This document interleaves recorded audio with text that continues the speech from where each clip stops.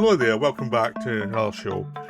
Today I'm going to talk about The Man Who Would Be King, which is a John Huston film, or the Rudyard Kipling story, which Huston would want to make for years. Huston wanted to make it with like Humphrey Bogart in the 40s and 50s, and he kept on rewriting it for different actors, and he could never get the cast together to make the film, even though he was desperate to make it. It was one of those projects he always went back to in between other films he was making, some of which he probably wasn't so keen on, but he was really keen in this one.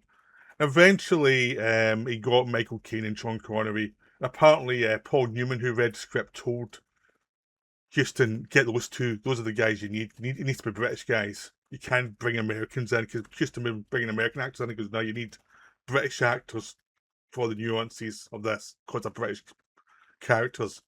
And he said these two are the guys with the charm for it. Huston listened, and it was a great suggestion. Because this is a film I think I saw when I was very young, and because I was watching it, I recognised certain things, but I'd not seen it for years, so I might as well have seen it fresh. And it really delivers. It's a story on stages. It's not just a lot these days. A lot of time you get epics that are the stories are very basic, and the characters don't change much. In this film, the characters change a lot. They're very different at the beginning to the end. Incidents happen which really test them. You see the flaws throughout, and it's just very charming. So Michael Caine and Sean Connery play two chancers who were the British Army and now are freelance after they've been basically thrown out or resigned, depending on who you talk to. And they run into Kipling, played by Christopher Plummer, who is very charmed by these obvious, chancers who I do not want to go back to Britain because they say, well, there's no jobs there. And we know India, and there's no jobs here, but we can find ways to make money here. So why go back to a place where we're not so used to anymore? So they keep on finding cons within Britain, but within the British Empire. But the British Empire are getting wise to them now, and it's like they've always been targeted as troublemakers. Kipling stands up for them after one escapade goes wrong, and then at a certain point they come back to him and say, "Look, we've found this map, and we're going to find this lost kingdom." And Kipling's like, "Yeah, that's a myth. It does not exist. You're deluding yourselves." But no, they're going to go and do it. So they leave him, and that's the wraparound, because at the end of the story, the person telling the story comes to Kipling, beginning the story, beginning the film, and starts telling him his tale and how they met. And so now he tells Kipling the rest of the story about how they went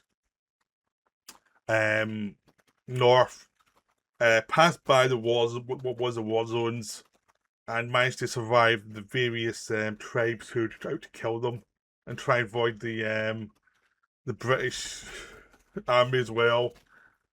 And then you have to go through the mountain area, which is a disastrous climb where they pretty much almost die, and it's a horrific sequence. It really does push you to the limits of they're going to die. That kind of level of commitment to making your lead actor look very cold and uncomfortable.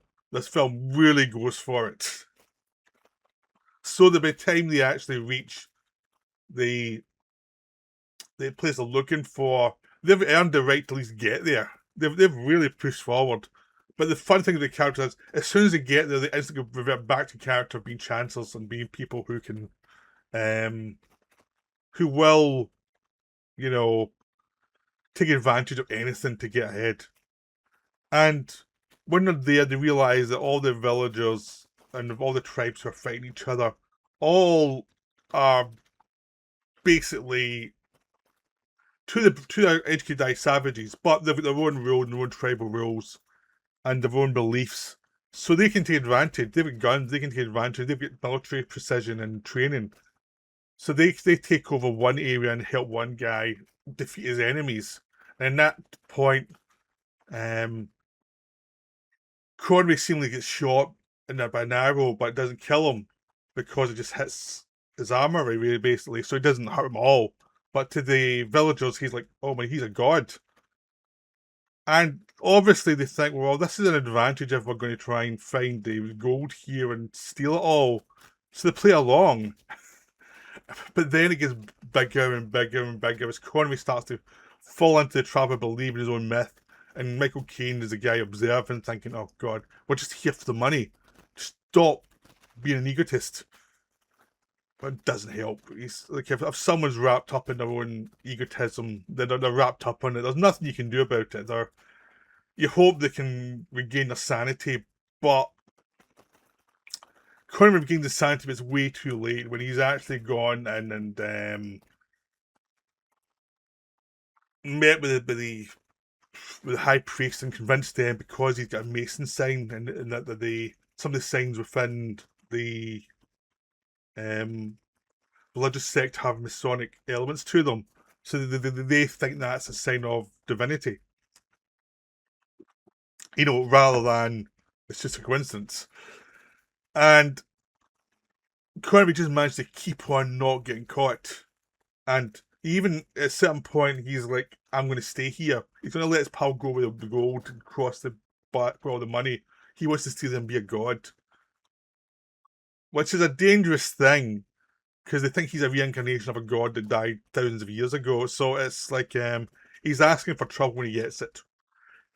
I won't say any more, because the film's been out for like 50 years, but it's not been great distribution, so you may not have seen it. But I urge you to see it, because it's a simple story, but Huston treats every section of it with care. He obviously loved this story, and he was really into the story, and he brought actors with charm who could... Kane's never been as much fun as he is in this film, because he's obviously having a blast. Connery has a roguish charm and a looseness that you didn't see very often. A lot of times in the 70s he was a bit more serious, but here he managed to actually just cut loose and just enjoy himself and get rid of the wig and just be bald and just be a roguish, charming guy. The way that people loved him as Bond, the idea of this rogue charm Connery had. And he really plays it up. And then the delusion comes. It gives him a challenge as an actor, and he really pays off because he really gets into the idea of this guy who's just deluding himself. But also, when he realizes he's made a mistake, he's also man enough to say, I think I've buggered this up really badly. There's a sense of hubris, but also humanity to both the characters, and how they always think they can escape any trouble just by charm. That's just a wonderful thing to it. It's very Huston-like, because Huston likes charming characters, and apparently was one of those in real life. I've started to warm to John Huston as a director over time. When I was younger, I thought he was overrated. I just thought he made some good films, but it was generally overrated because it was like you had to love him. Now his standing has fallen a little bit as more directors have come up, and his has fallen a little bit. I've now started watching his films and starting to really enjoy them, and I really liked Moby Dick. I really liked this one. I have a lot of affection for the Bible as well, because I thought it was a good attempt at something odd and interesting. Even though it was like, yeah, it was fragmented, but I think it was something fascinating. He did a couple of thrillers that weren't that great when it was that time. And again, he did some cheesy stuff, but when he was interested in a project, it could really work. But I think the fact that he took some jobs that were just of no interest to him and kind of showed his reputation. So, but this is really something, and it's got a lot of charm. The scenery is great. Even when you see them in a set or something, you can still can appreciate the craftsmanship.